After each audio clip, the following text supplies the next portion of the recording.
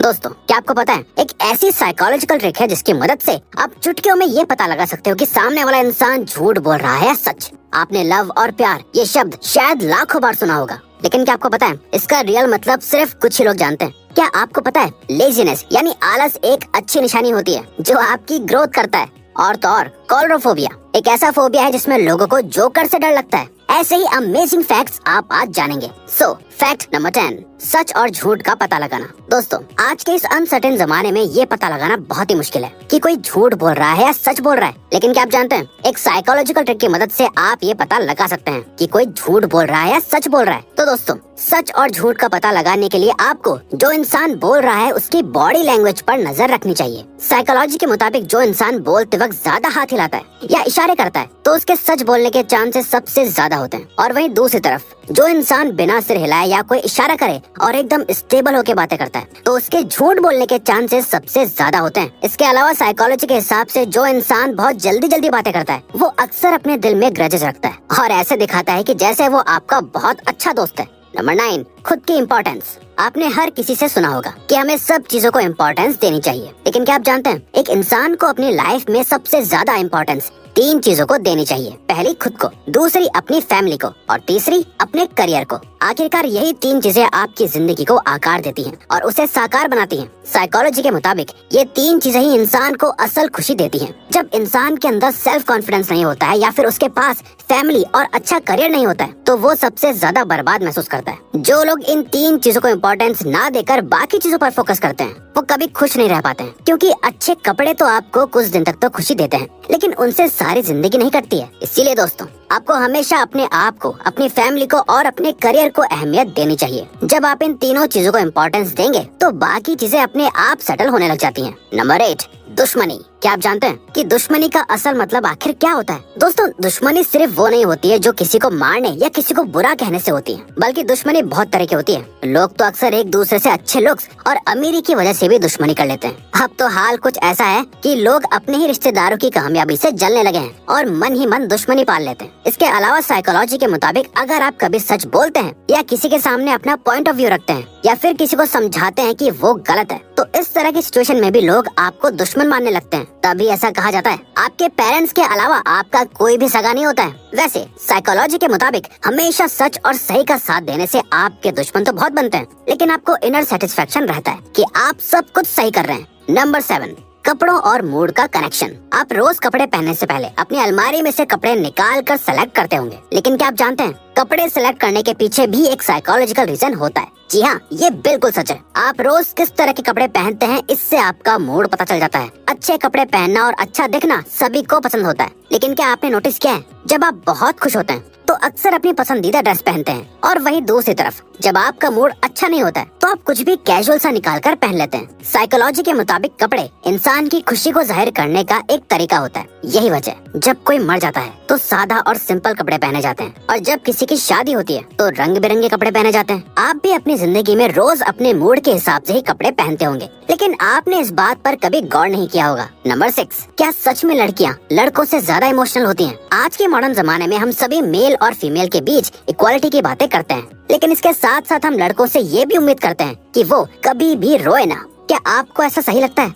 इसके अलावा आपने नोटिस किया होगा कि बॉयज की तुलना में गर्ल्स बहुत जल्दी इमोशनल हो जाती हैं और रोने लगती हैं, लेकिन क्या आपने कभी सोचा है कि बॉयज इतनी जल्दी क्यों नहीं रोते हैं, जबकि फीलिंग्स तो बॉयज और गर्ल्स दोनों में इक्वली ही होती हैं? चलिए हम आपको बताते हैं। असल में दोस्तों, इसके पीछे भी साइकोलॉजी होती है। दरअसल साइकोलॉजी के मुताबिक लड़कों को बायोलॉजिकली ही नेचुरली इमोशंस को हैंडल करना आता है, और लड़कों के अंदर अपने आंसुओं को रोकने की क्वालिटी भी होती है। इसके अलावा अगर आप गौर करेंगे तो आपको पता चलेगा कि हम सभी लड़कों से ये उम्मीद करते हैं कि वो कभी रोए नहीं। हमारी सोसाइटी का मानना है कि रोने वाले लोग कमजोर होते हैं, और ये सोच बचपन से ही लड़कों के दिमाग में डाल दी जाती है, जिस वजह से लड़के बचपन से ही खुद को इमोशनली स्ट्रॉन्ग बना लेते हैं। जबकि साइकोलॉजी के हिसाब से रोने का किसी के कमजोर या मजबूत होने से कोई रिलेशन नहीं होता है, बल्कि साइकोलॉजी के मुताबिक रोने से दुख कम होता है और इंसान रिफ्रेश हो जाता है। नंबर 5, लेजीनेस, आलस।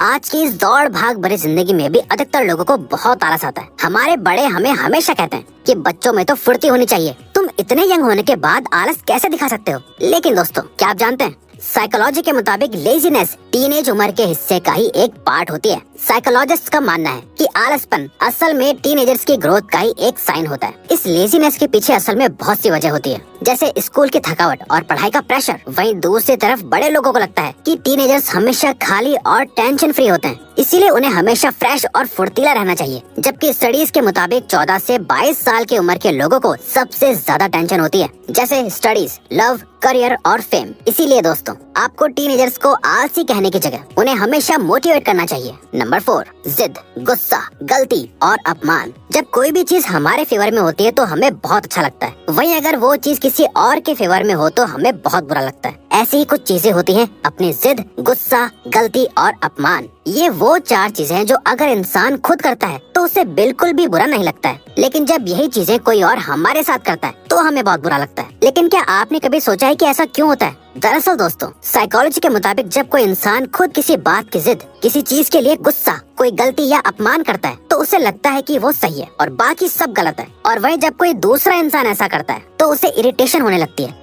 अब आपको समझ आ रहा होगा कि इंसान अपने लिए तो सारी सहूलियत रखता है, लेकिन किसी और को ऐसा नहीं करने देते हैं, जैसे एग्जाम्स में चीटिंग करना।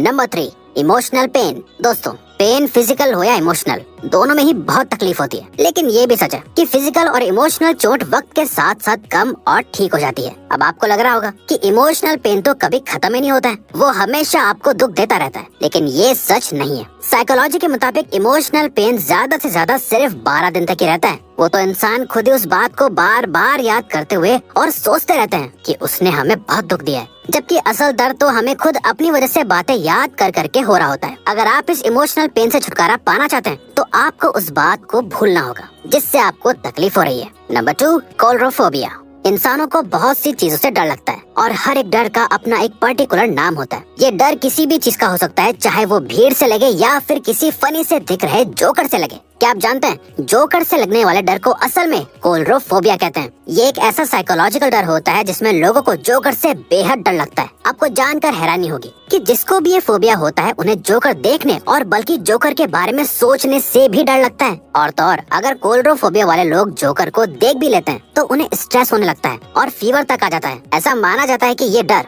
बचपन के बुरे एक्सपीरियंसेस की वजह से लोगों को होता है और कई बार इस तरह के फोबियाज जीन से भी ट्रांसफर हो जाते हैं। Fact number 1, love. प्यार के मायने सभी लोगों के लिए अलग अलग होते हैं। कोई इंसान केयर करने को प्यार कहता है तो कोई किसी के अंडरस्टैंडिंग को प्यार समझता है। इसके अलावा एक प्यार वो भी होता है जब आपको कोई बिना वजह ही बहुत अच्छा लगता है। लेकिन क्या आप जानते हैं, प्यार के पीछे भी एक साइकोलॉजिकल रीजन होता है। जी हाँ, ये सच है। असल में जब आप किसी की तरफ अट्रैक्ट होते हैं तो आपकी बॉडी में एक केमिकल रिएक्शन होता है जिससे इंसान को सामने वाले की आवाज, लुक्स, एक्शंस और स्मेल बहुत अच्छी लगने लगती है, जिसके बाद इंसान को लगता है कि काश ये इंसान मेरी जिंदगी का हिस्सा बन जाए, और इसी को लोग प्यार का नाम देते हैं। जबकि साइकोलॉजिकली तो ये एक केमिकल रिएक्शन होता है। तो दोस्तों, अब अगर आपको ये वीडियो अच्छी लगी और आप आगे भी ऐसी ही अमेजिंग वीडियोस देखना चाहते हैं तो प्लीज हमारे चैनल को सब्सक्राइब करके ऑल नोटिफिकेशन बेल को ऑन कर दो, ताकि हमारी फ्यूचर वीडियोस का नोटिफिकेशन सबसे पहले आपके पास आए। So till then, keep learning, keep growing.